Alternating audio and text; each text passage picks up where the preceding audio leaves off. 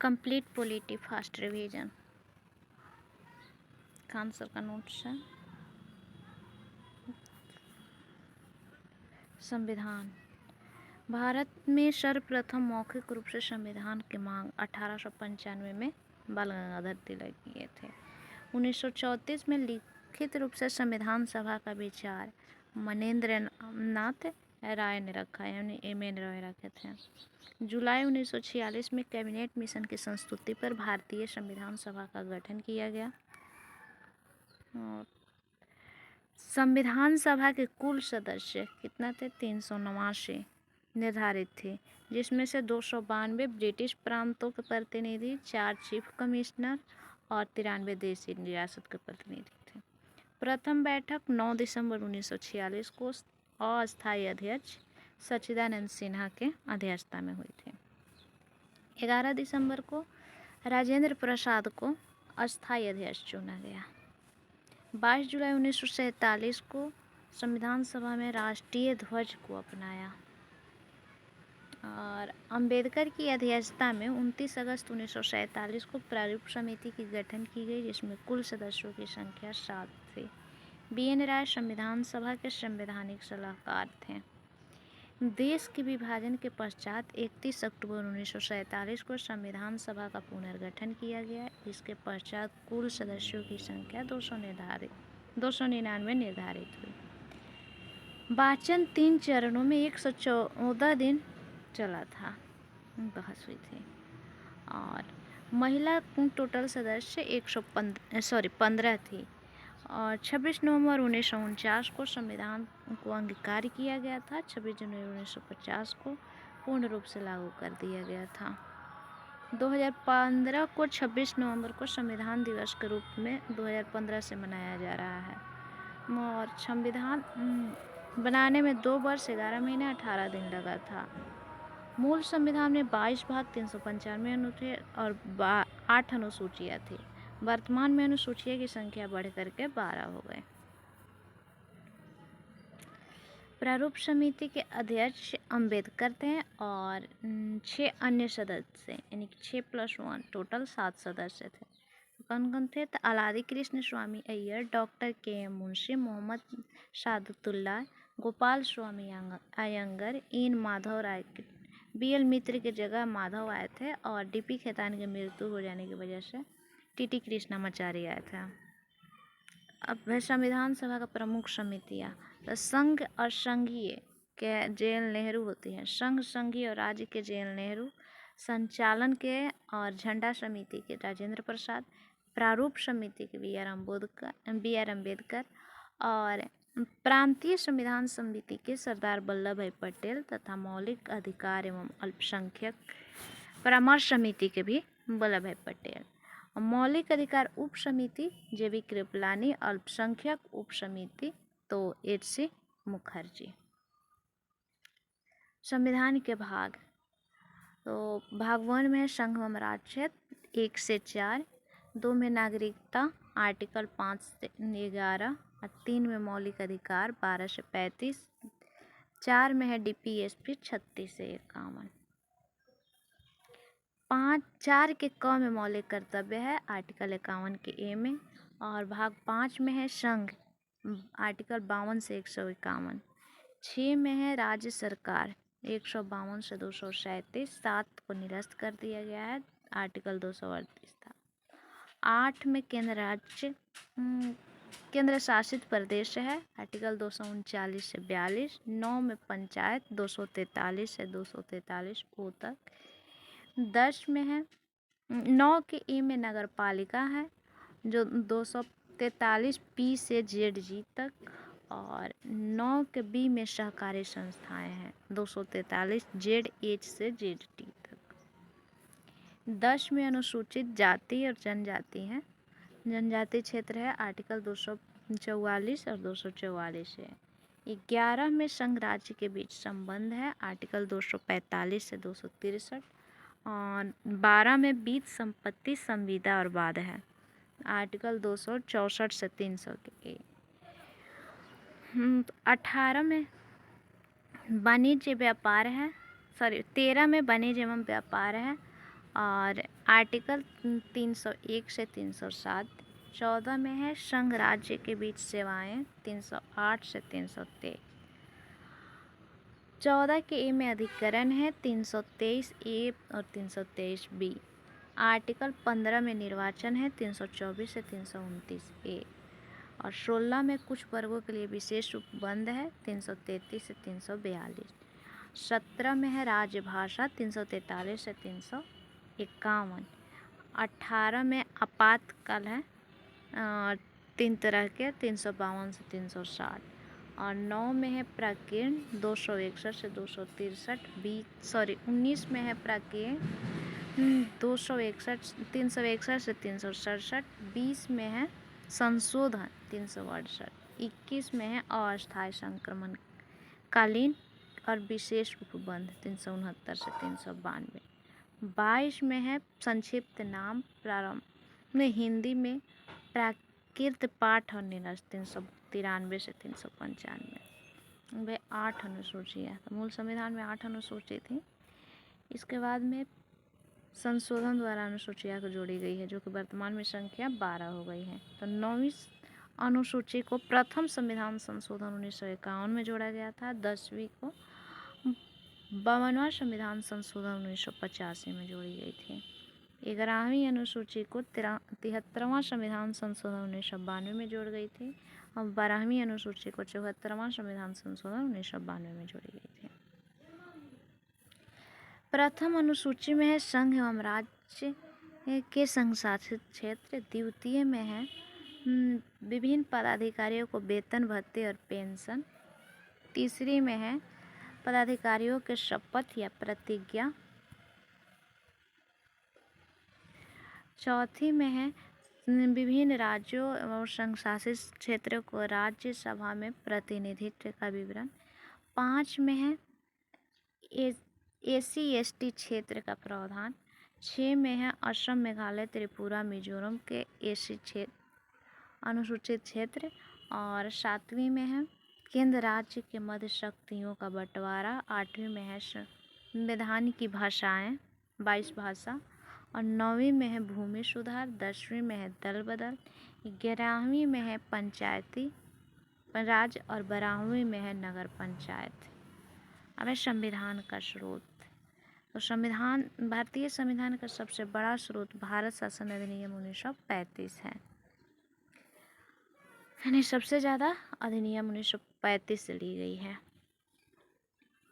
Britain से एकल नागरिकता, विधि का शासन, विधि के समझ क्षमता, संसदात्मक शासन व्यवस्था, द्विसदनीय व्यवस्था, रीट शक्तियाँ, महान्यायवादी के पद और बजट, ये सब ब्रिटेन से ली गई है।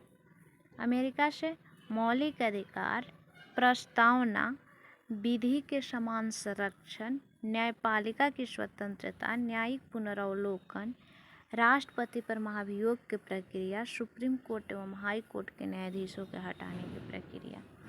आयरलैंड से DPSP, राष्ट्रपति की निर्वाचन प्रक्रिया और राज्यसभा में सदस्यों का मनोनयन। ऑस्ट्रेलिया से है समवर्ती सूची, प्रस्तावना की भाषा, केंद्र राज्य के बीच संबंध और संयुक्त बैठक। कनाडा से है संघात्मक शासन व्यवस्था, अवशिष्ट शक्तियाँ केंद्र में निहित होगा और राज्यपाल की नियुक्ति। फ्रांस से है गणतंत्रात्मक शासन व्यवस्था, प्रस्तावना में वर्णित स्वतंत्रता, समानता, बंधुत्व का विचार। दक्षिण अफ्रीका से है संविधान संशोधन प्रक्रिया, राज्यसभा में सदस्यों का निर्वाचन। जर्मनी से है मौलिक अधिकारों के निलंबन संबंधित आपातकालीन का प्रावधान और मूलभूत ढांचा। रूस से है मौलिक अधिकार, प्रस्तावना में वर्णित न्याय। जापान से है विधि द्वारा स्थापित प्रक्रिया। प्रस्तावना संविधान को कुंजी को कहा जाता है। JN नेहरू इसको 13 दिसंबर 1946 को उद्देश्य प्रस्ताव से के रूप में प्रस्तुत किए थे, जिसको 22 जनवरी 1947 को उद्देशिका में शामिल कर लिया गया था।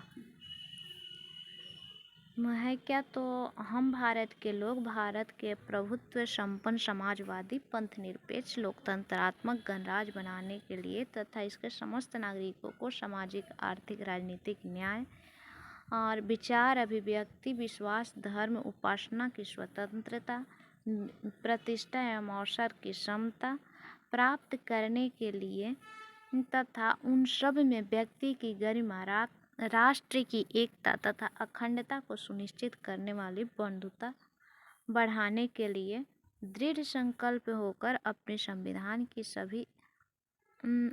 संविधान सभा में आज दिनांक 26 नवंबर 1949 को एते द्वारा संविधान को अंगीकृत अधिनियमित और आत्मार्पित करते हैं।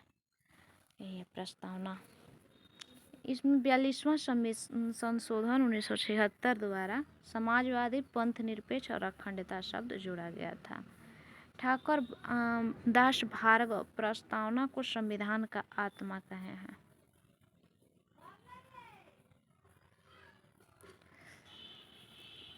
वह संघ एवं इसके राज्य क्षेत्र, तो भाग 1 में अनुच्छेद 1 से 4 में हमें राज्य क्षेत्र का वर्णन मिलती है। आर्टिकल 1 में क्या है, तो इंडिया डेट इज भारत, यानी कि भारत, इंडिया अर्थात भारत, इंडिया जो कि भारत है, राज्यों का संघ होगा, ये सब वर्ण मिलेगा। आर्टिकल 2 और 3 संसद के यह अधिकार देता है कि विधि बनाकर संघ में नए राज्यों का प्रवेश व स्थापना, राज्यों का नाम परिवर्तन, सीमाओं का या राज्यों का पुनर्गठन कर सकती है। भाषा के आधार पर राज्यों के गठन हेतु 1948 में धर आयोग एवं जेबीपी समिति का गठन किया गया था, परंतु इन समितियों ने भाषा के आधार पर राज्यों के पुनर्गठन के मांग को अस्वीकार कर दिया। इसके बाद 1953 में पोट्टी श्रीरामुलु ने आंदोलन किए और तेलुगु भाषा क्षेत्र के लिए पर आंध्र प्रदेश के भाषा आधार पर गठित होने का प्रथम राज्य, ये 58 दिन के बाद इनका मृत्यु हो जाता है, तो प्रथम राज्य आंध्रा का गठन होगा। फिर 53 में ही फजल आयोग की अध्यक्षता में एक 3 सदस्य का आयोग की सिफारिश की जाती है और 1 नवंबर 1956 को 14 राज्य और 6 केंद्र शासित प्रदेश का गठन होता है। 14 राज्य कौन थे, तो यूपी, बिहार, मुंबई, जम्मू कश्मीर, पंजाब, राजस्थान, एमपी, बंगाल, उड़ीसा, मद्रास, केरल और मैसूर, असम और आंध्रा। क्षेत्र केंद्र शासित प्रदेश में था दिल्ली, अंडमान निकोबार द्वीप समूह और लक्काद्वीप, मिनिकॉय, अमीनी द्वीप समूह और मणिपुर, त्रिपुरा और हिमाचल। 1973 में लक्काद्वीप, मिनिकॉय, अमीनी द्वीप समूह का नाम बदल करके लक्षद्वीप कर दिया गया। नवीनतम राज्यों का गठन कैसे होगा, तो 1 मई 1960 को गुजरात से महाराष्ट्र को अलग कर दिया गया और महाराष्ट्र को तोड़ करके गुजरात बना दिया गया। 1 दिसंबर 1963 को असम से नागालैंड और 1 नवंबर 1966 को पंजाब से हरियाणा बन गया। 25 जनवरी 1971 को हिमाचल प्रदेश से इसका नाम चेंज करके हिमाचल प्रदेश संघ राज्य से इसको पूर्ण राज्य का दर्जा दे दिया गया, 18वां राज्य के रूप में हिमाचल प्रदेश। उसके बाद 21 जनवरी 1972 को मणिपुर त्रिपुरा को भी यूटी से राज्य बना दिया गया और मेघालय को असम से अलग करके बना दिया गया।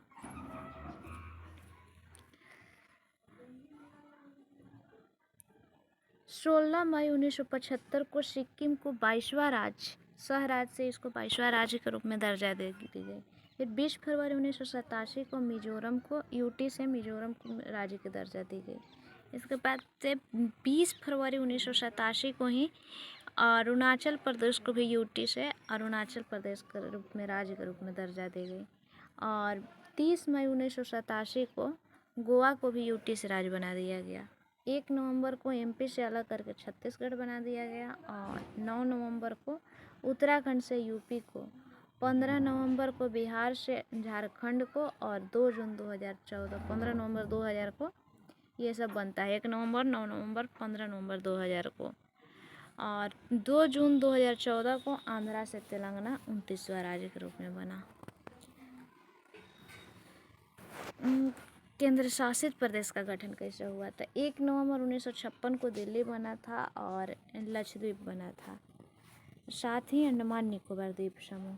फिर 6 अगस्त 1962 को पुदुचेरी, और 1 नवंबर 1966 को चंडीगढ़, 31 अक्टूबर 1900 को जम्मू कश्मीर के राज्य से इसको 2 यूटी में तोड़ दिया गया, जम्मू कश्मीर और लद्दाख, और 26 जनवरी 2020 को दादर नगर हवेली और दमन दीव को मर्ज करके दमन राजधानी बना दिया गया। अब है नागरिकता। तो भाग 2 में नागरिकता है, आर्टिकल 5 से 11 में, और भारतीय संविधान में एकल नागरिकता है, और ये कहाँ से लिया गया है? ब्रिटेन से।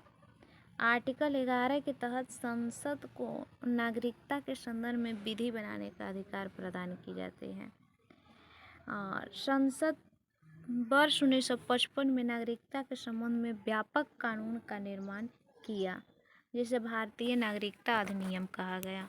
इस अधिनियम के तहत नागरिकता प्राप्ति के 5 और नागरिकता खोने के लिए 3 तरीके का उल्लेख है। अब मौलिक अधिकार भाग 3 में है, आर्टिकल 12 से 35 में है, और इसको अमेरिका से लिया गया है। भाग 3 को मैग्ना कार्टा कहा जाता है, और मौलिक अधिकार राज्य के विरुद्ध होते हैं। मौलिक अधिकार जो है न्यायालय में परिवर्तनीय होते हैं, और कुल मौलिक अधिकारों की संख्या मूल संविधान में 4 थी, वर्तमान में 6 है। इसको 44वें संविधान संशोधन 1978 द्वारा आर्टिकल 31 में जो संपत्ति के अधिकार है उसको मौलिक अधिकार से हटा करके आर्टिकल भाग 12 के अनुच्छेद 300 के में कानूनी अधिकार के रूप में कर दिया गया। इस तरह मौलिक अधिकारों की संख्या 6 है। समानता का अधिकार 14 से 18 है।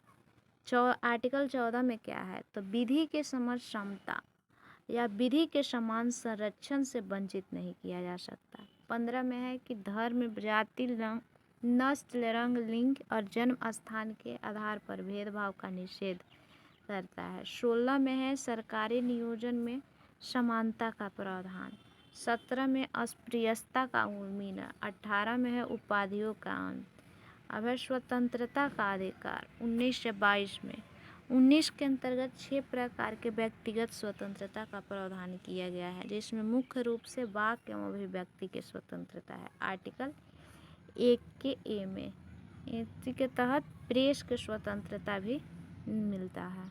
20 में है अपराधों के लिए दोष सिद्धि के संरक्षण। 21 में है प्राण एवं दैहिक स्वतंत्रता का संरक्षण। 21 में ही निजता का अधिकार, जीवन साथी चुनने का अधिकार, सूचना पाने का अधिकार, पर्यावरण प्रदूषण के विरुद्ध अधिकार सम्मिलित है।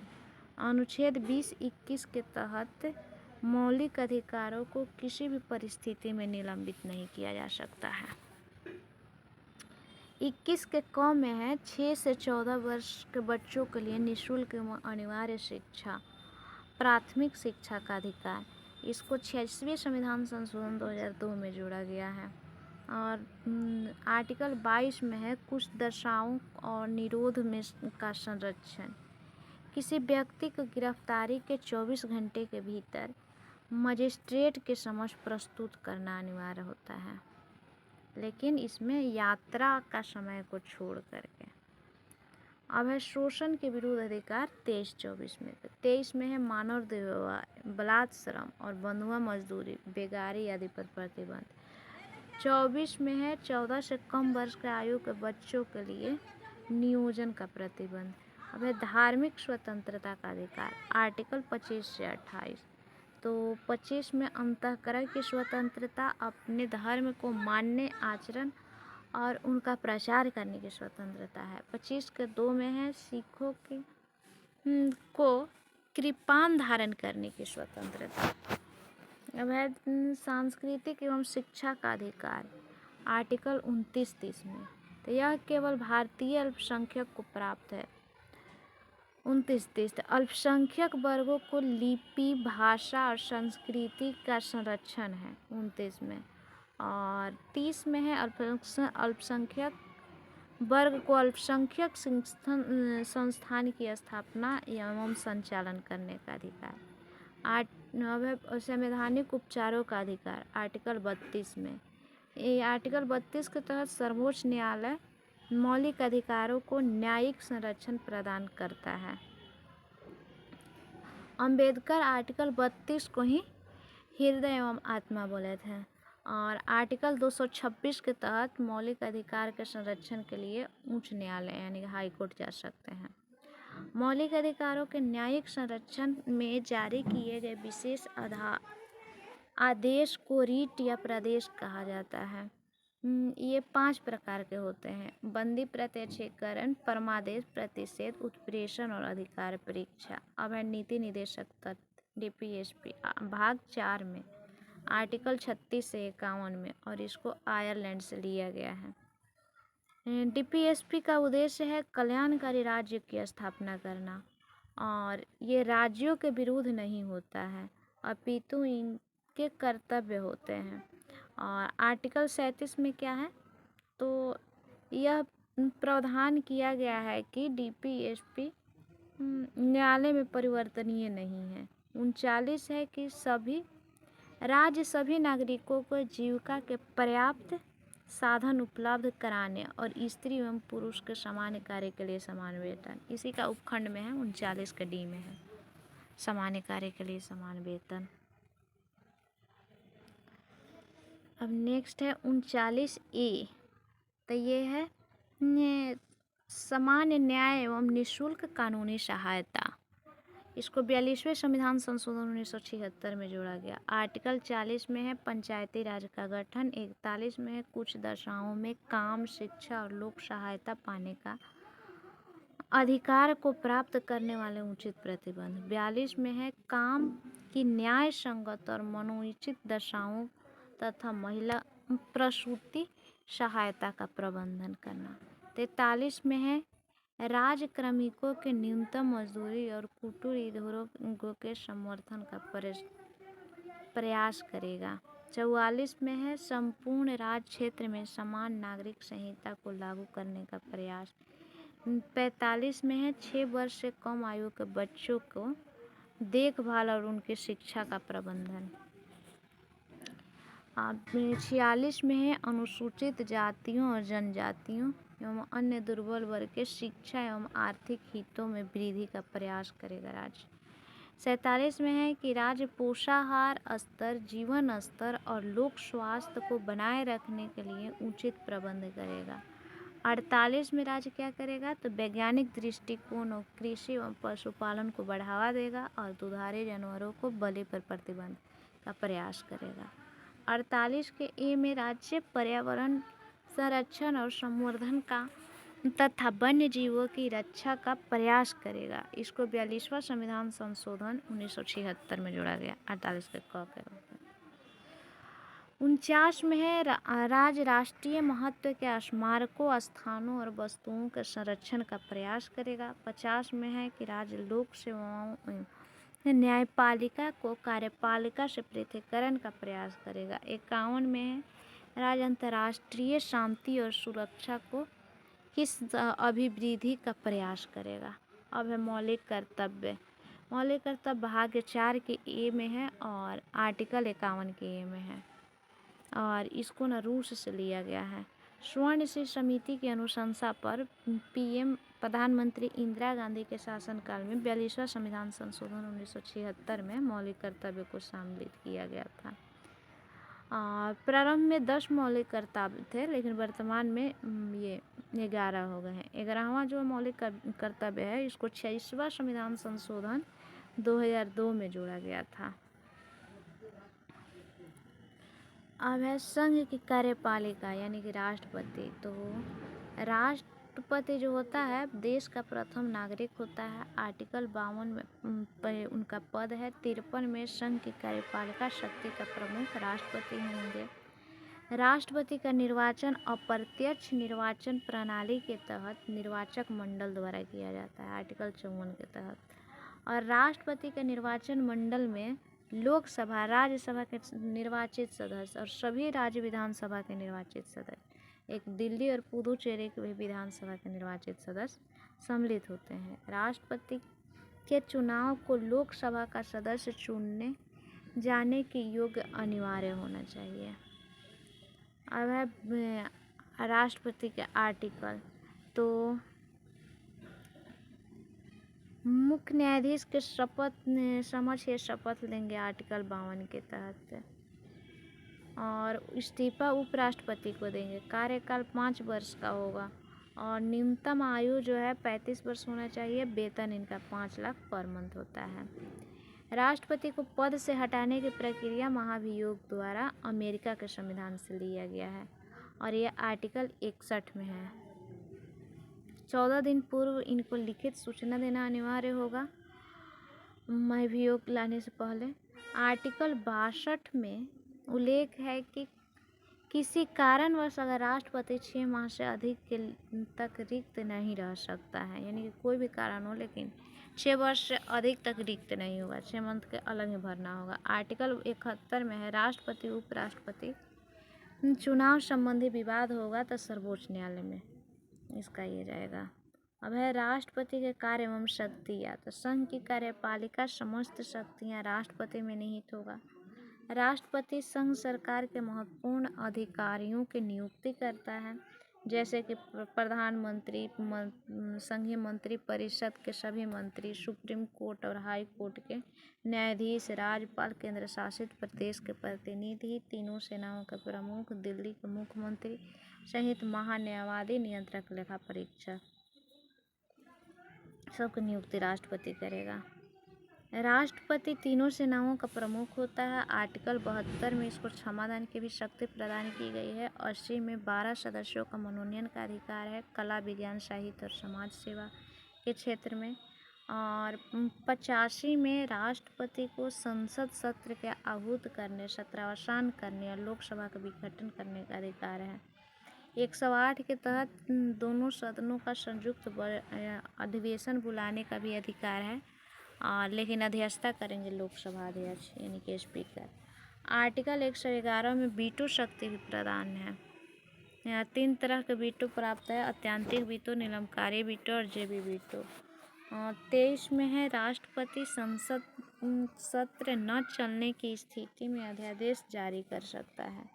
और 143 में है कि सर्वोच्च न्यायालय से परामर्श ले सकता है विधिक, किसी भी विधिक मामले पर।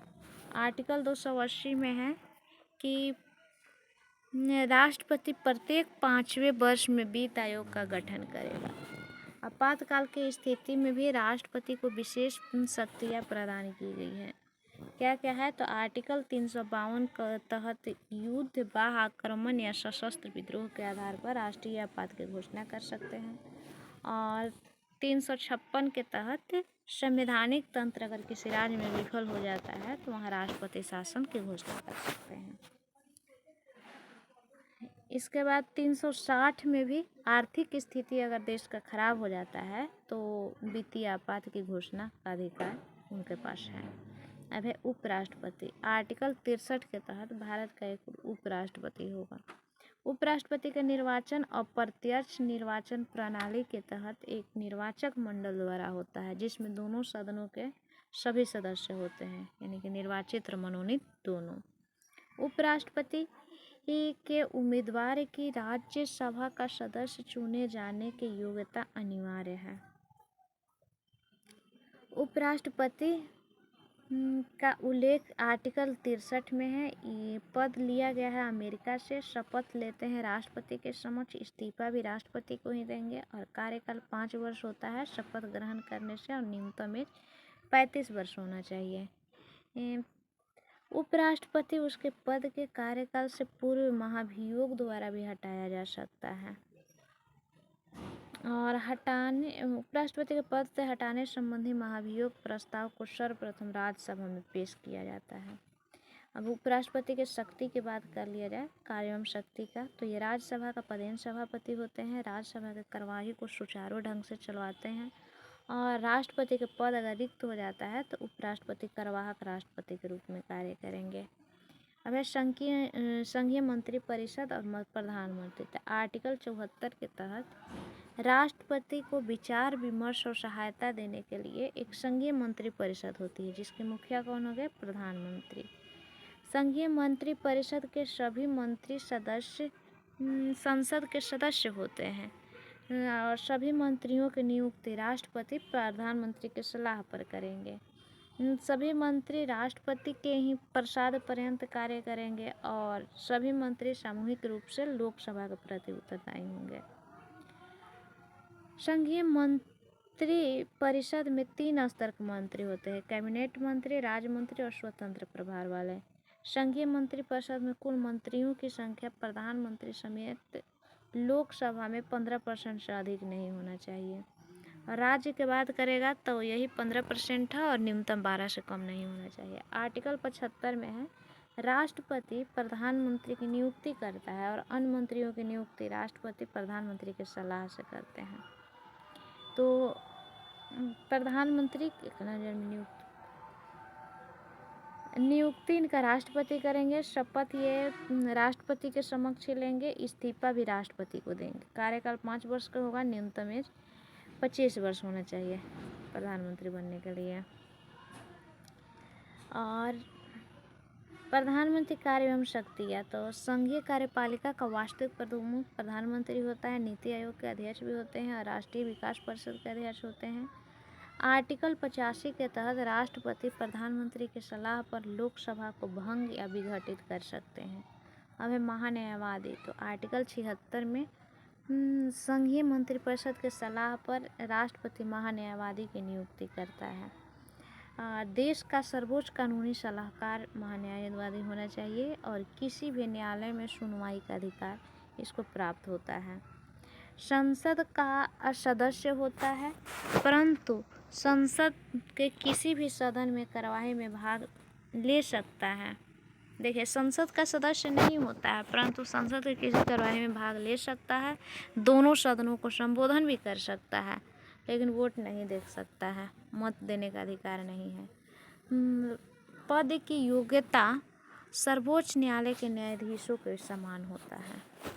अब है महान्यायवादी, अभी MC सीतलवाड़ है और प्रथम महान्यायवादी कौन थे? MC सीतलवाड़ थे। अब वर्तमान में है R वेंकट रमनी। अब है नियंत्रक महालेखा परीक्षक। भारत शासन अधिनियम 1958 के तहत 1860 में महालेखक परीक्षक का प्रावधान किया गया है। अनुच्छेद 148 से 51 में नियंत्रक महालेखा परीक्षक यानी कि कैग का उल्लेख है। 148 में संघ के तहत संघीय मंत्री परिषद की सिफारिश पर राष्ट्रपति नियंत्रक महालेखा परीक्षक की नियुक्ति करता है और पद ग्रहण से 6 या 65 पर जो भी पहले होगा इसका यही कार्यकाल होता है। नियंत्रक महालेखा परीक्षक को उसके पद से कार्यकाल से पूर्व ही हटाया जा सकता है, जिसकी विधि सुप्रीम कोर्ट के न्यायाधीश के सुप्रीम कोर्ट के न्यायाधीशों के पद से हटाने के समान होगी। अब कैग का मुख्य कार्य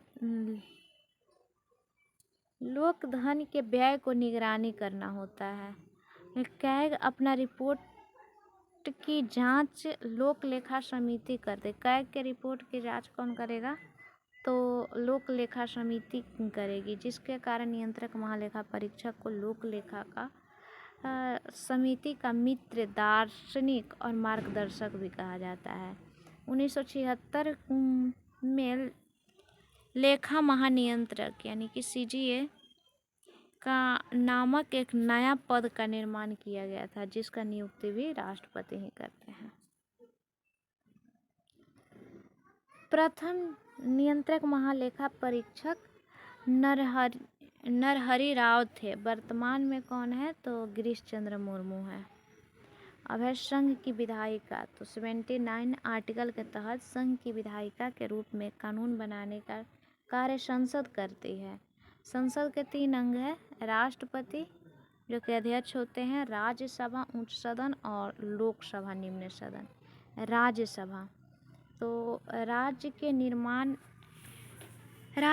के निर्माण राज्यों तथा केंद्र शासित प्रदेशों के प्रतिनिधि से मिलकर होता है। राज्यसभा का उच्च सदन अस्थायी सदन या राज्य का परिषद भी कहा जाता है। इसको कभी भंग नहीं किया जा सकता है क्योंकि यह अस्थायी सदन है। इसके 1/3 सदस्य को प्रति 2 वर्ष सेवानिवृत्त किया जाता है और सदस्यों की कुल संख्या अधिकतम संख्या राज्यसभा के सदस्यों की 250 निर्धारित है, जिसमें से 238 सदस्य राज्य और केंद्र शासित प्रदेश से निर्वाचित होते हैं। 12 सदस्यों को राष्ट्रपति मनोनीत करते हैं। राज्यसभा के सदस्यों का मनोनयन कला, विज्ञान, साहित्य और समाज सेवा में उत्कृष्ट योगदान पर किया जाता है। वर्तमान में सदस्यों की संख्या 245 है। 243 ही है क्योंकि ये एंग्लो इंडियन वाला समाप्त कर दिया गया है, सॉरी। और सर्वाधिक सीट वाले राज्य तो यूपी में राज्यसभा की 31 है, उसके बाद सेकेंड स्थान पर महाराष्ट्र है 19 और तमिलनाडु तीसरे नंबर पर है 18, उसके बाद बिहार और बंगाल में 16 है।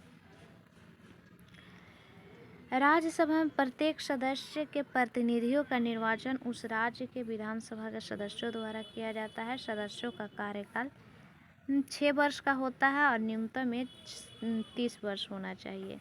राज्यसभा का पहली बार गठन 3 अप्रैल 1952 में की गई थी और इसकी पहली बैठक 13 मई 1952 को हुई थी। उपराष्ट्रपति राज्यसभा का सभ्य सभापति होता है, परंतु राज्यसभा का ये सदस्य नहीं होता है। राज्यसभा अपने सदस्यों में से किसी एक को उपसभापति का चुनाव करती है। राज्यसभा के प्रथम सभापति सर्वपल्ली राधाकृष्णन और प्रथम उपसभापति एस.बी. कृष्णमूर्ति थे। प्रथम महिला उपसभापति वायलेट अल्वा थी। राज्यसभा का वर्तमान सभापति कौन है? तो उपराष्ट्रपति होंगे जो कि जगदीप धनखड़ है। वर्तमान उपसभापति हरिवंश नारायण है। अब है लोकसभा। तो लोकसभा का संगठन सार्वभौम वयस्क मताधिकार के आधार पर प्रत्यक्ष रूप से चुनाव द्वारा चुने गए प्रतिनिधि से होता है। ये इसको निम्न सदन या अस्थायी सदन या जनता का सदन कहा जाता है। इसका संख्या 550 निर्धारित की गई है, जिसमें से 530 सदस्य राज्यों से और 20 यूटी से। वर्तमान में इसकी संख्या 543 है और सर्वाधिक लोकसभा सीटों वाले राज्य तो यूपी है। राज्यसभा में 31 था, लोकसभा में 80 है। उसके बाद महाराष्ट्र है, वहाँ थी इसका 19 था, यहाँ हो जाएगा 48 और उसके बाद यहाँ से चेंज हो जाएगा तो उसके ज़्यादा 3rd नंबर पर आ जाएगा बंगाल, जहाँ पर लोकसभा का 42 है, बिहार का 40 है, तमिलनाडु का 39 है। लोकसभा के सदस्यों का कार्यकाल 5 वर्ष और इसका न्यूनतम एज 25 वर्ष होना चाहिए। राष्ट्रीय आपातकाल के दौरान लोकसभा का कार्यकाल एक बार में 1 वर्ष के लिए बढ़ाया जा सकता है। 42वां संविधान संशोधन 1976 के द्वारा लोकसभा का कार्यकाल 5 वर्ष से बढ़ा करके 6 वर्ष किया गया था, परंतु 44वें संविधान संशोधन 1978 में लोकसभा के कार्यकाल को 6 वर्ष से घटा करके 5 वर्ष कर दिया गया। लोकसभा अपने सदस्यों में से ही अध्यक्ष और उपाध्यक्ष को चुनते हैं। संयुक्त अधिवेशन की अध्यक्षता सदैव लोकसभा अध्यक्ष यानी कि स्पीकर करते हैं। कोई विधेयक धन विधेयक है या नहीं, इसका निर्णय भी लोकसभा अध्यक्ष ही लेते हैं। धन विधेयक केवल लोकसभा में ही प्रस्तुत किया होता है, परंतु राज्यसभा धन विधेयक का अधिकतम 14 दिन तक रोक सकती है। पहली लोकसभा का गठन 1952 में हुआ था। वर्तमान में 17वीं लोकसभा नहीं, वर्तमान में अभी 18वीं है, 2024-29। लोकसभा के प्रथम अध्यक्ष जी.बी. मावलंकर थे और प्रथम महिला अध्यक्ष मीरा कुमारी थी।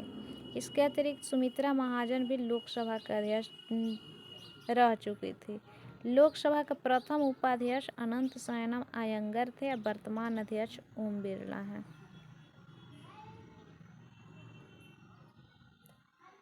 संसद संबंधी महत्वपूर्ण तथ्य। संसद का कोई भी सदस्य यदि बिना किसी पूर्व सूचना के 60 दिन तक अनुपस्थित रहता है तो उसकी सदस्यता समाप्त की जा सकती है। संसद के दोनों सदनों का कोरम 1/10 10वां भाग होता है और साधारणतः लोकसभा के 81 हो जाता है। राज्यसभा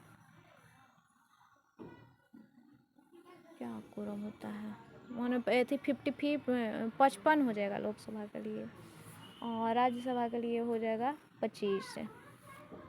संसद कहेगा तो 81 होता है सर। साधारणतः वर्ष में कितनी बार संसद सत्र आयोजित होते हैं? तो 3 सत्र होते हैं, बजट सत्र, मानसून सत्र और शीतकालीन सत्र। संसद के दोनों सदनों के बीच में किसी भी स्थिति में 6 माह से अधिक नहीं होना चाहिए अंतर। और संसद सदनों की कार्यवाही का पहला घंटा 11 से 12 प्रश्नकाल होता है। उसके बाद में शून्यकाल 12 बजे से स्टार्ट होता है, जो प्रश्नकाल के तुरंत बाद शुरू होता है 12 से 1 के। अविश्वास प्रस्ताव प्रस्तुत करने के लिए संसद के 50 सदस्यों का अनुसमर्थन जरूरी है। और संसद के इतिहास में अब तक 3 बार संयुक्त अधिवेशन बुलाया गया था, 61 में, 78 में, 2002 में। अब है लोकसभा समिति का गठन हुआ था 1921 में और अधिनियम 1919 के तहत। टोटल सदस्यों की संख्या 22 है, जिसमें 15 लोकसभा से, 7 राज्यसभा से। और ये CAG के रिपोर्ट के जांच करता है लोक लेखा समिति और इसका अध्यक्ष अधीर रंजन चौधरी। अब है प्राक्कलन समिति। इसका गठन 1950 में जॉन मथाई के सिफारिश पर हुआ था और 30 सदस्य टोटल होते हैं, जो कि सब लोकसभा से होते हैं। बजट के अनुमानों के जांच करना इसका ये होता है। अब है लोक उद्यम समिति। इसका गठन हुआ था कृष्ण मेनन समिति के सिफारिश पर 1964 में और इसमें भी टोटल 22 सदस्य होते हैं, लोकसभा से 15, राज्यसभा से 7 और कैग द्वारा उद्यमों पर रखी गई रिपोर्ट की जांच करता है। अब है संघीय कार्यपालिका यानी कि उच्चतम न्यायालय। तो न्यायिक व्यवस्था में एकीकृत न्यायालय का प्रावधान किया गया है, जिसमें शीर्ष स्थान पर उच्चतम न्यायालय व उसके अधीन न्यायालय होगा। भाग 5 में आर्टिकल 124 से 47 तक उच्चतम न्यायालय का गठन, शक्तियों और क्षेत्राधिकार का प्रावधान है। रेगुलेटिंग एक्ट 1773 के तहत 1774 में कोलकाता में उच्चतम न्यायालय की स्थापना की गई थी, जिसके प्रथम मुख्य न्यायाधीश सर एलिजा इम्पे थे। अधिनियम 35 के तहत संघीय न्यायालय की स्थापना की गई थी। और उच्चतम न्यायालय का गठन भारत में कब हुआ है? तो 28 जनवरी 1950 को। उच्चतम न्यायालय में न्यायाधीशों की संख्या में वृद्धि करने की शक्ति संसद में निहित होती है।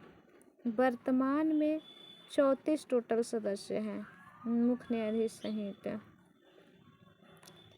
उच्चतम न्यायालय में न्यायाधीश की एक नज़र। तो न्यायाधीश की नियुक्ति राष्ट्रपति करता है।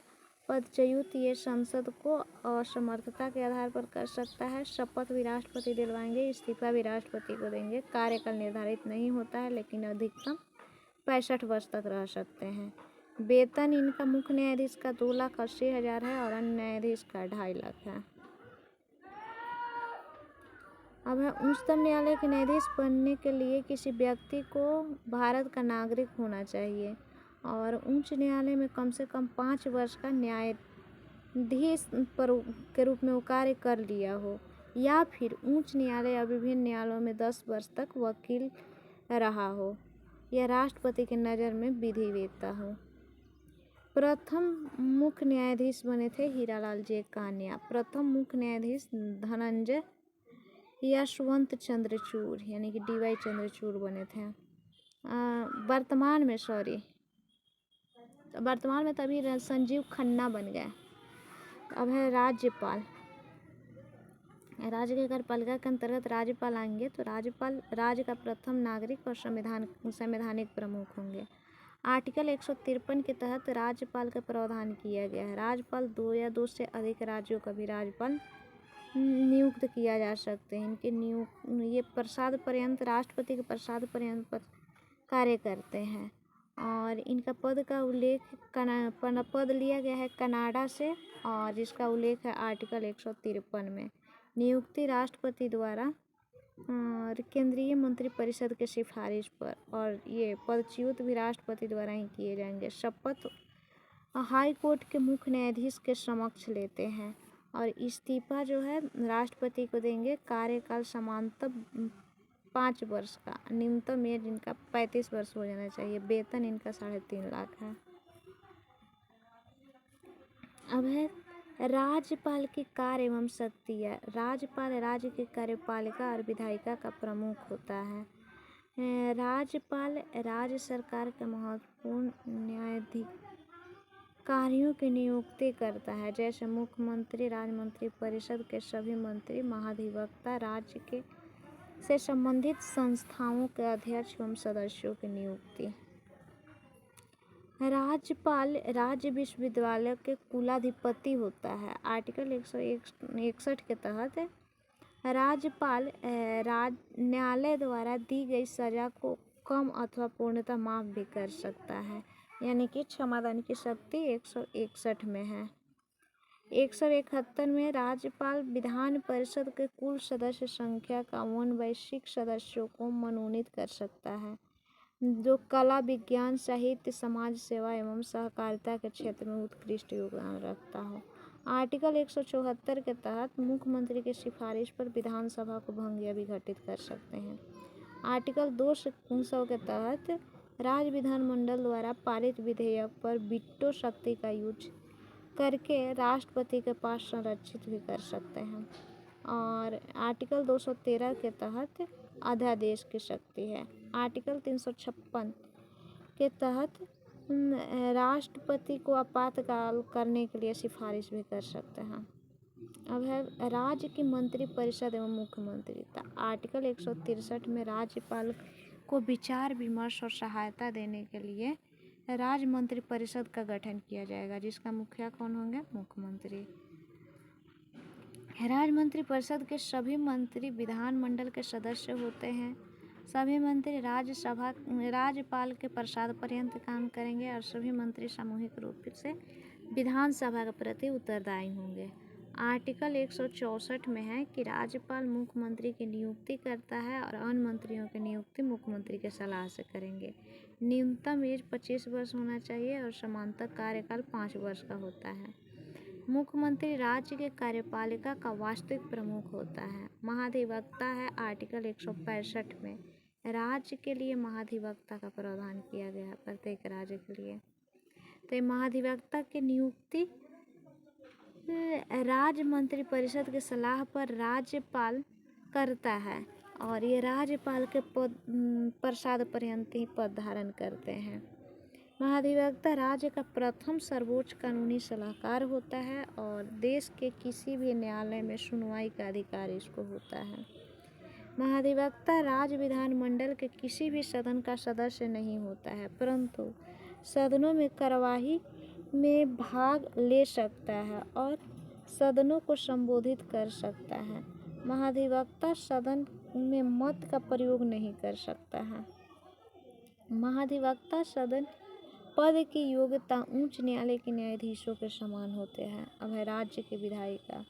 तो आर्टिकल 168 में राज्य की विधायिका के रूप में कानून बनाने का कार्य राज्य विधानमंडल करती है। ये राज्य विधानमंडल के 3 अंग है। राज्यपाल जो कि अध्यक्ष होगा, विधान परिषद उच्च सदन और विधानसभा निम्न सदन। विधानसभा इसको निम्न सदन या अस्थायी सदन कहा जाता है। मुख्यमंत्री की सिफारिश पर राज्यपाल किसी भी समय विधानसभा को विघटित या भंग कर सकता है, जिसके कारण विधानसभा को अस्थायी सदन भी कहा जाता है। और विधानसभा में सदस्यों की कुल संख्या अधिकतम 500 और न्यूनतम 60 निर्धारित की गई है। 4 विधानसभा में न्यूनतम संख्या अपवाद है।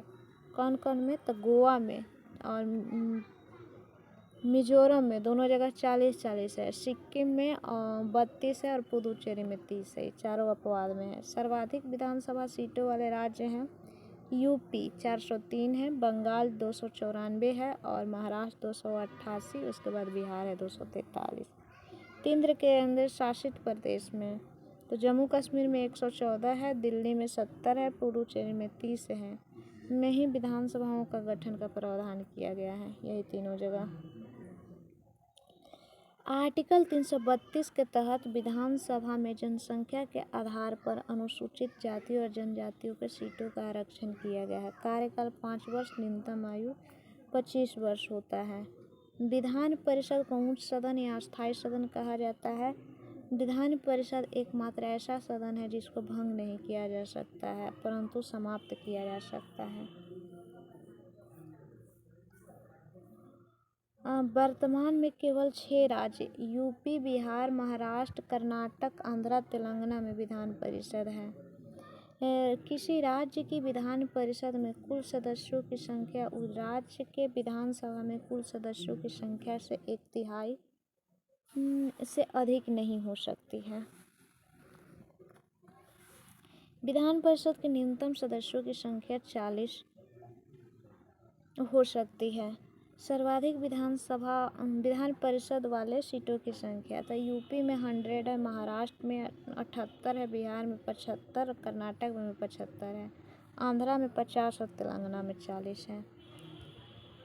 विधान परिषद के सदस्यों का कार्यकाल 6 वर्ष होता है, परंतु दूसरे वर्ष में 1/3 सदस्य को सेवानिवृत्त किया जाता है और नवीन सदस्य को निर्वाचित किया जाता है। विधानसभा के सदस्य बनने के लिए न्यूनतम एज 30 वर्ष होना चाहिए और विधान परिषद किसी साधारण विधेयक को अधिकतम 4 माह तक और धन विधेयक को 14 दिनों तक रोक सकती है।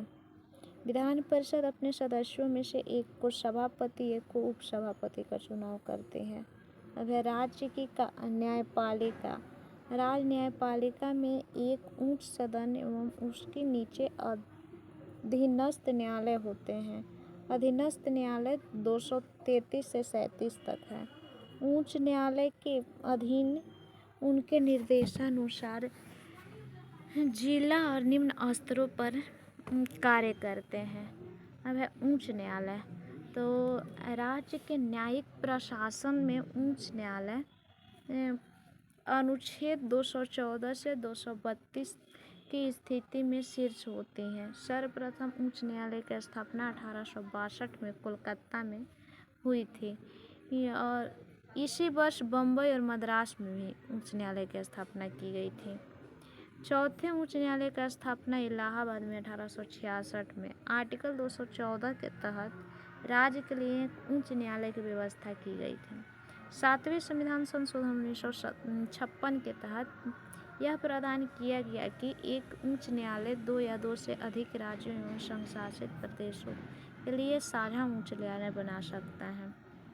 वर्तमान में 25 उच्च न्यायालय हैं और इसकी नियुक्ति कौन करेगा उच्च न्यायालय के न्यायाधीश का? तो राष्ट्रपति और पदच्युत यह संसद को और शपथ राज्यपाल के समक्ष लेगा और इस्तीफा राष्ट्रपति को देगा। कार्यकाल इसका निर्धारित नहीं है, अधिकतम लेकिन 62 वर्ष तक रह सकता है। वेतन 2.5 लाख है और अन्य न्यायाधीश की बात की जाए तो 2.25 लाख है। उच्च न्यायालय में न्यायाधीश बनने के लिए किसी व्यक्ति को भारत का नागरिक होना चाहिए। निम्न न्यायालय में कम से कम 10 वर्ष के न्यायाधीश के रूप में या उच्च न्यायालय या विभिन्न न्यायालयों में मिलकर 10 वर्ष तक वकील रहा हो। अब है स्थानीय स्वशासन। तो रिपन ने भारतीय स्थानीय स्वशासन का जनक कहा जाता है। रिपन को 82 में रिपन ने प्रस्ताव को भारतीय स्वशासन का मैग्ना कार्टा कहा था। आर्टिकल 40 में ग्राम पंचायतों के गठन करने का कर्तव्य में गांधीवादी विचारधारा संबंधित है। जनवरी 1957 में बलवंत राय मेहता कमेटी का गठन हुआ था और ये त्रिस्तरीय पंचायती राज का सिफारिश किया था। 2 अक्टूबर 1959 को बलवंत राय मेहता समिति की सिफारिश पर ही राजस्थान के नागौर जिले के बागड़ी गांव में सर्वप्रथम त्रिस्तरीय पंचायती राज की शुरुआत की गई। 1977 में अशोक मेहता समिति का गठन किया गया और ये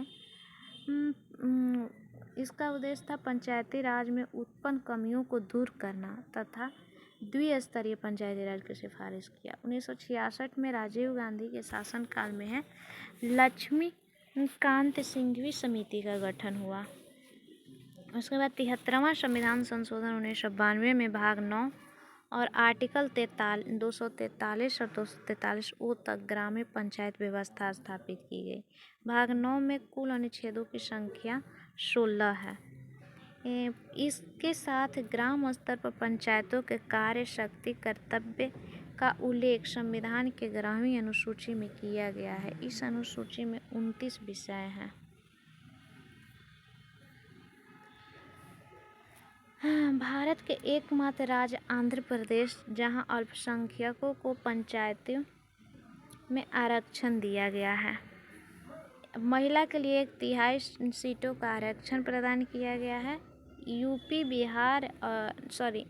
बिहार, उत्तराखंड में महिलाओं का 1/2 यानी कि 50% आरक्षण है। पंचायती राज व्यवस्था का वास्तुकार बलवंत राय मेहता को माना जाता है। स्थानीय स्वशासन राज्य सूची का विषय है। न्यूनतम एज सदस्य बनने के लिए पंचायती राज में 21 वर्ष होना चाहिए। अरुणाचल प्रदेश एकमात्र ऐसा राज्य है जहां अनुसूचित जाति के लिए आरक्षण नहीं है। मिजोरम, मेघालय और नागालैंड में पंचायती राज का गठन नहीं किया गया है और इन राज्यों में एक स्तरीय जनजातीय परिषद कार्यरत है। 24 अप्रैल को पंचायती राज दिवस के रूप में मनाया जाता है। उत्तर प्रदेश पंचायती राज संशोधन अधिनियम विधेयक आया था 1994 में और 22 अप्रैल 1994 को लागू कर दी गई थी। स्वतंत्र भारत के प्रथम पंचायती राज मंत्री सुरेंद्र कुमार डे बने थे और वर्तमान में केंद्रीय ग्राम विकास एवं पंचायती राज मंत्री गिरिराज सिंह हैं। ऐसे राज्यों की जनसंख्या जो 20 लाख से कम हो मध्यवर्ती स्तर पर पंचायती राज के गठन नहीं कर सकता है, यानी कि 2 स्तरीय वहाँ होना चाहिए। अनुसूचित क्षेत्रों में पंचायत संबंधी विस्तार अधिनियम पेशा का वर्ष 1996 में किया गया, निर्माण 96 में किया गया था। नगरपालिका अंग्रेजों ने 1687 में पहला बार नगर निगम की स्थापना मद्रास में की। 74वां संविधान संशोधन 1992 के तहत भाग 9 के ए नगर पंचायत का उल्लेख किया गया। अनुच्छेद 243 पी से जेड जी तक जोड़ा गया था। भाग 9 के ए में कुल अनुच्छेदों की संख्या 18 है। विषयों की संख्या भी 18 ही है। इसके साथ ही नगर स्तर पर पंचायतों के कार्य शक्ति कर्तव्य का उल्लेख 12वीं अनुसूची में किया गया है और इसका विषय 18 गो है। कुल विषय 18 है। नगर पालिका का कार्यकाल वही प्रथम अधिवेशन यानी प्रथम बैठक से 5 वर्ष होता है। नगर पालिका में अनुसूचित जाति, जनजाति एवं महिला के लिए सीटों का आरक्षण प्रदान किया गया है। सहकारी समिति की शुरुआत हुई थी 1904 में। भारत सहकारी आंदोलन की शुरुआत हुई थी 1904 में। सहकारी आंदोलन के जनक है एफ निकलसन। 97वें संविधान संशोधन 2011 के तहत सहकारी समितियों को संवैधानिक दर्जा दी जाती है।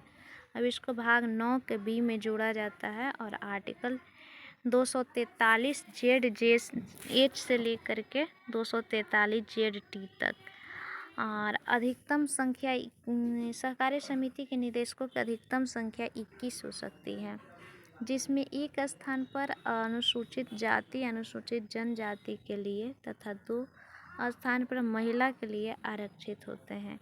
सहकारिता मंत्रालय के प्रथम एवं वर्तमान मंत्री कौन है? तो ये प्रथम सहकारिता मंत्री अमित शाह। अब है केंद्र राज्य संबंध, तो भाग 9 में है केंद्र राज्य संबंध आर्टिकल 245 से 63 तक में और केंद्र राज्य संबंध से मुख्यतः 3 भागों में विभाजित किया गया है। आर्टिकल 245 से 55 में विधायी संबंध है और 256 से 63 में प्रशासनिक संबंध है और 264 से 93 तक वित्तीय संबंध है। वित्तीय संबंध का उल्लेख भाग 12 में किया गया है। अनुच्छेद 246 में केंद्र राज्य के मध्य विधायी शक्तियों के बंटवारे के लिए 3 सूचियां का निर्माण 7वीं अनुसूची में किया गया है। 246 ए के तहत वस्तु और सेवा कर यानी कि जीएसटी का प्रावधान किया गया है। 248 में अवशिष्ट शक्तियां संसद में निहित होगी। 249 के तहत राष्ट्र हित में राज्य सूची के विषय पर न संसद कानून बनाएगा। 250 में है कि आपातकाल की स्थिति में राज्य सूची के विषय पर संसद कानून बनाएगा। 253 में है तहत संसद के अंतर्राष्ट्रीय समझौतों पर अमल करने के लिए विधि बनाने की शक्ति है। 262 में है संसद विधि बनाकर अंतर्राज्यीय नदियों अथवा नदी घाटियों के पानी से संबंधित विवादों के संबंध में न्याय निर्णय कर सकते हैं। 263 में है राज्यों के मध्य केंद्र एवं राज्यों समन्वय के लिए अंतर्राज्यीय परिषद का गठन का प्रावधान करेगा। इसके बाद 101वां संविधान संशोधन अधिनियम 2016 आया था। इसके तहत अनुच्छेद 279 के ए जोड़ा गया था और इसमें राष्ट्रपति को जीएसटी परिषद की स्थापना की शक्ति प्राप्त की गई थी। केंद्र राज्य संबंध के संदर्भ में 1986 में मोरारजी देसाई की अध्यक्षता में 6 सदस्यीय प्रथम प्रशासनिक सुधार आयोग का गठन किया गया था। 1969 में डॉक्टर बीपी राजमनार की अध्यक्षता में 3 सदस्यीय राजमनार आयोग का गठन किया गया है। 1983 में केंद्र राज्य संबंध के लिए सेवानिवृत्त न्यायाधीश आर.एस. सरकारिया की अध्यक्षता में 3 सदस्यीय सरकारिया आयोग का गठन किया गया है, जिसने संबंधों के सुधार की दिशा में 247 सिफारिशें की थी। 2007 में केंद्र सरकार ने केंद्र राज्य संबंधों की समीक्षा के लिए पूर्व न्यायाधीश मदन मोहन पुंछी की अध्यक्षता में 4 सदस्यीय पुंछी आयोग का गठन किया गया है। अगर संवैधानिक एवं गैर संवैधानिक निकाय तो वित्त आयोग जो कि भाग 12 में है अनुच्छेद 280 में यह एक अस्थायी आयोग है जिसका राष्ट्रपति प्रत्येक 5वें वर्ष गठन करते हैं। अध्यक्ष सहित कुल 5 सदस्य इसमें होते हैं। इसकी नियुक्ति केंद्र राज्य की सिफारिश पर राष्ट्रपति करेगा। कार्यकाल 5 या 65 वर्ष जो भी पहले होगा। और है कि मुख्य कार्य इस आयोग का मुख्य कार्य है केंद्र एवं राज्य के मध्य करों का बंटवारा। 15वें वित्त आयोग का गठन किया गया है। 20 से 25 वित्त आयोग के अध्यक्ष एन.के. सिंह हैं और 16वें भी हो गया है अभी है अरविंद पनगड़िया और पहले वित्त आयोग के अध्यक्ष थे के.सी. नियोगी। संघ एवं राज्य सेवा आयोग संघ में राज्य सेवा आयोग का उल्लेख भाग 14 में अनुच्छेद 315 में किया गया है। अध्यक्ष सहित कुल 11 सदस्य होते हैं और इसका कार्यकाल जिसकी नियुक्ति राष्ट्रपति करेंगे। कार्यकाल 6 या 65 जो भी पहले हो। केंद्रीय भर्ती संस्था यानी कि ग्रेड ए और बी के रूप में केंद्र के क्रमिक मंत्रालय के अधीन कार्य करता है। प्रथम अध्यक्ष रोजर बाकर और प्रथम भारतीय अध्यक्ष जे.बी. कृपलानी थे इसके संघ लोक सेवा आयोग का। वर्तमान में मनोज सोनी चेंज हो गया है। अब है राज्य लोक सेवा आयोग। राज्य लोक सेवा आयोग का उल्लेख भाग 14 के आर्टिकल 315 में है और अध्यक्ष सहित कुल 11 सदस्य होते हैं। नियुक्ति राज्यपाल करते हैं। 6 या 62 जो भी पहले हो कार्यकाल होगा और राज्य के क्रमिक मंत्रालयों के अधीन ये कार्य करता है।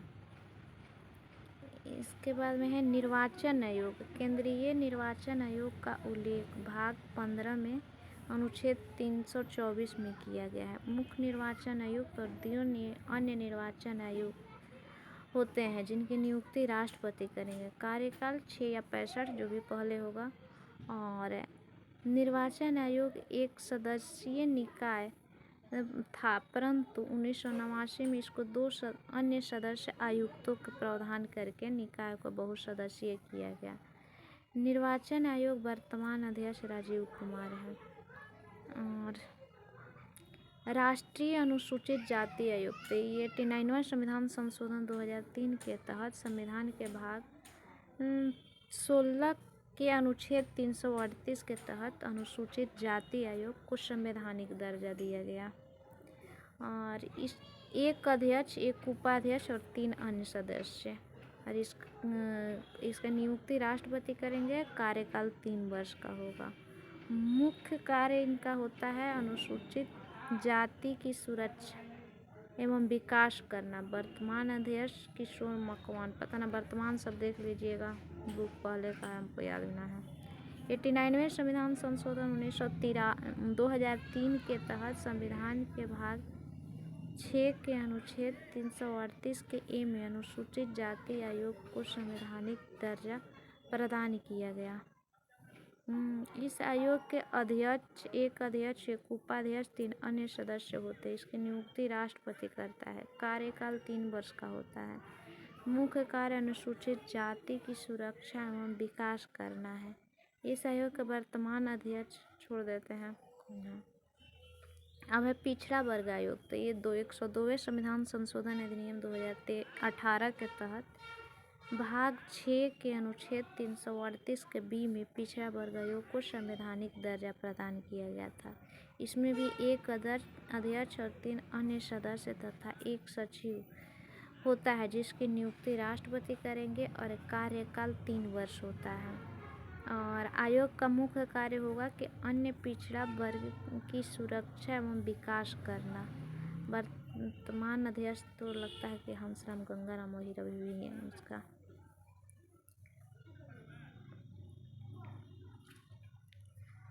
अब है गैर संवैधानिक नेता है, तो केंद्रीय अन्वेषण ब्यूरो की स्थापना संथामन समिति की सिफारिश पर किया गया था 1963 में। केंद्रीय सतर्कता आयोग 64 में, यह भी संथानम समिति की सिफारिश पर।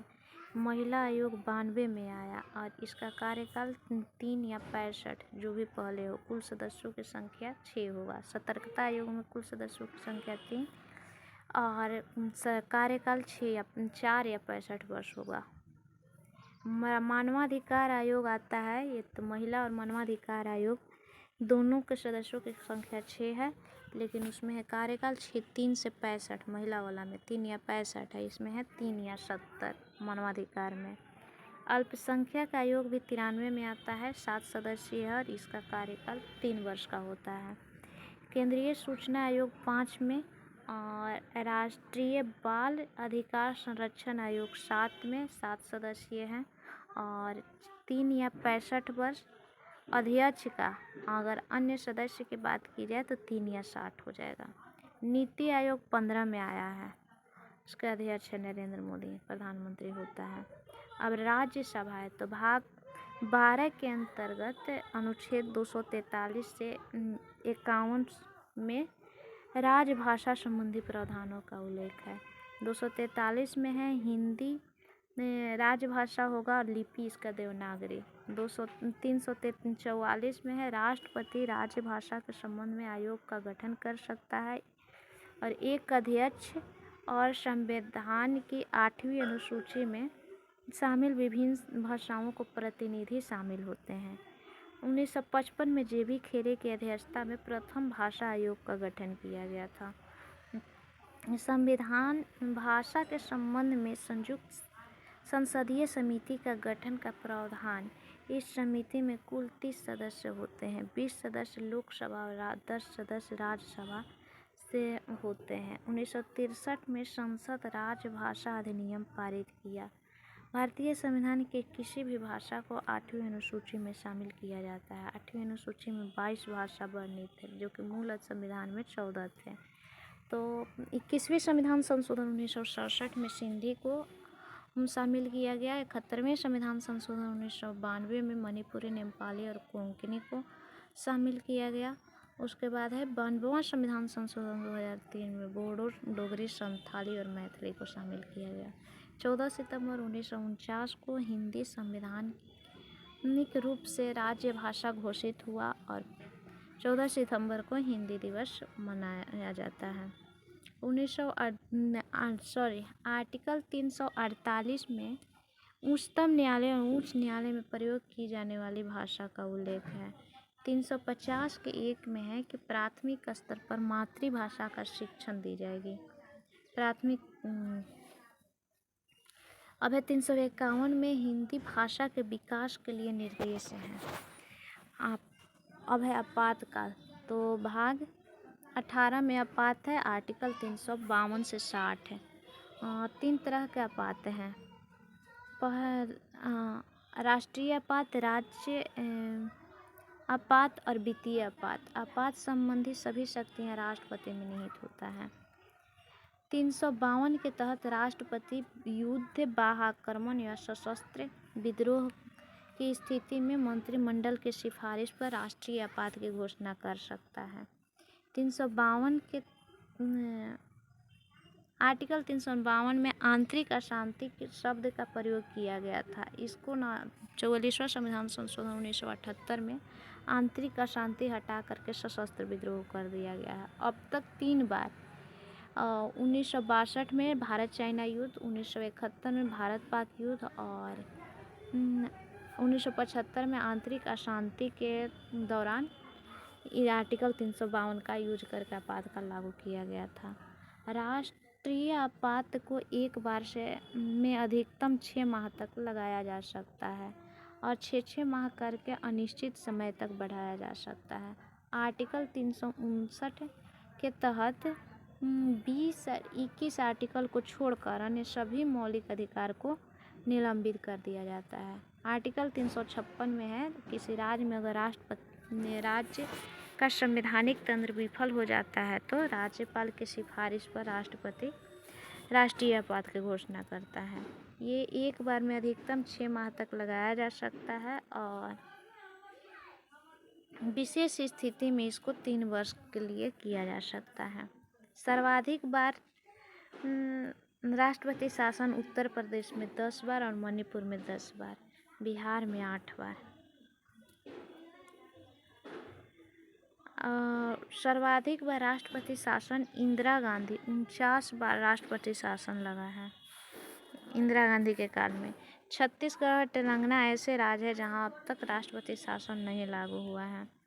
अनुच्छेद 360 में है, वित्तीय स्थिति अगर देश के या साख के खतरे हो तो केंद्रीय मंत्रिपरिषद की सिफारिश पर वित्तीय आपात की घोषणा की जाती है। वित्तीय आपातकाल को एक बार में अधिकतम 6 माह तक लगाया जा सकता है और 6 माह करके अधिकतम अनिश्चित समय तक बढ़ाया जा सकता है। वित्तीय आपात एकमात्र ऐसा आपातकाल है जिसका न्यूनतम अवधि 2 वर्ष निर्धारित है। अब तक कभी भी वित्तीय आपातकाल नहीं लगाया गया। अब है संविधान संशोधन, तो भाग 20 में है, आर्टिकल 368 में संवैधानिक संशोधन की शक्ति, और इसको लिया गया है साउथ अफ्रीका से। 3 प्रकार से संशोधन होता है, साधारण बहुमत से, विशेष बहुमत से और विशेष बहुमत प्लस राज्यों का अनुमोदन। संशोधन के लिए विधेयक को संसद के किसी भी सदन में प्रस्तुत किया जा सकता है। संविधान संशोधन विधेयक के मामले में दोनों सदनों को बराबर शक्तियाँ प्राप्त हैं। पहला संशोधन 1951 में हुआ था और 9वीं अनुसूची जोड़ा गया था। 7वां संशोधन हुआ है 1956 में और 14 राज्य 6 केंद्र शासित प्रदेश बनाया गया था। 10वां संशोधन 1961 में दादर नगर हवेली को यूटी बनाया गया था। 12वां संशोधन 1962 में गोवा, दमन और दीव को यूटी बनाया गया था। 14वां संविधान संशोधन हुआ था 1962 में, पुदुचेरी को संघ शासित शामिल किया था। 18वां संशोधन 1962 में पंजाब का पुनर्गठन करके चंडीगढ़ को केंद्र शासित प्रदेश बनाया गया था। 21वां संविधान संशोधन 1967 में 8वीं अनुसूची में सिंधी भाषा को शामिल किया गया था। 24वां संविधान संशोधन मौलिक अधिकार में हुआ था 71 में। 36वां संविधान संशोधन में सिक्किम को 22वां राज्य के रूप में बनाया गया था। 42वां संविधान संशोधन 1976 में, इसको लघु संविधान भी कहा जाता है, यानी कि मिनी कॉन्स्टिट्यूशन। विधानसभा लोकसभा का कार्यकाल 5 से 6 वर्ष कर दिया गया था और मौलिक कर्तव्यों को संविधान में शामिल किया गया था। मंत्रिपरिषद के सलाह पर अनुसार कार्य करने के लिए राष्ट्रपति को बाध्य कर दिया गया था और प्रस्तावना में पंथ निरपेक्ष समाजवादी अखंडता शब्द को जोड़ा गया था। शिक्षा, वन्यजीव जनसंख्या नियंत्रण, परिवार नियोजन को समवर्ती सूची में शामिल किया गया था। उसके बाद 44वां संविधान संशोधन हुआ। जो भी 42वां हुआ था उसमें सुधार किया गया था, यानी कि लोकसभा विधानसभा का कार्यकाल को घटा करके 5 वर्ष कर दिया गया। और आपातकाल में जो आंतरिक अशांति की जगह सशस्त्र विद्रोह कर दिया गया। संपत्ति के अधिकार को मौलिक अधिकार से हटा करके कानूनी अधिकार बना दिया गया। उसके बाद 52वां संविधान संशोधन में दल बदल जोड़ा गया है, 10वीं अनुसूची जोड़ी गई। 56वां संविधान संशोधन में गोवा को राज्य का दर्जा दिया गया। 61वां संविधान संशोधन 1900